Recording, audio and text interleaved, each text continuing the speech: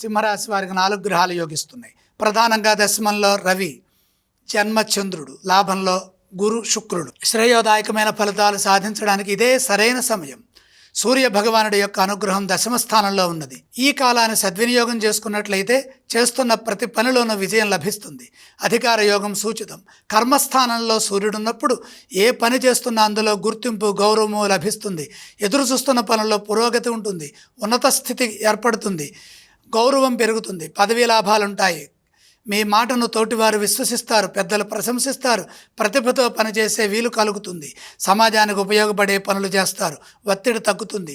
మీ మీద నమ్మకం, గౌరవం ద్విగుణీకృతమవుతాయి. ఫలితాలు అనుకూలంగా ఉంటాయి. స్థిరమైన భవిష్యత్తు లభిస్తుంది. ఆర్థిక ఫలితాలు అనుకూలంగా ఉన్నాయి.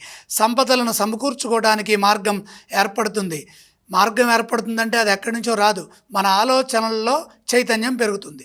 వ్యాపారంలో సమస్యలు ఉన్నాయి కాబట్టి జాగ్రత్తగా వ్యవహరించండి. బాధ్యతాయుతంగా కర్తవ్యాలను నిర్వర్తించడం ద్వారా మీకు ఆర్థిక అభివృద్ధి లభిస్తుంది. వెతుకుతున్నది దొరుకుతుంది. పోయినవి లభిస్తాయి. వివాదరహితంగా ముందుకు సాగండి. తగిన గుర్తింపు పొందుతారు.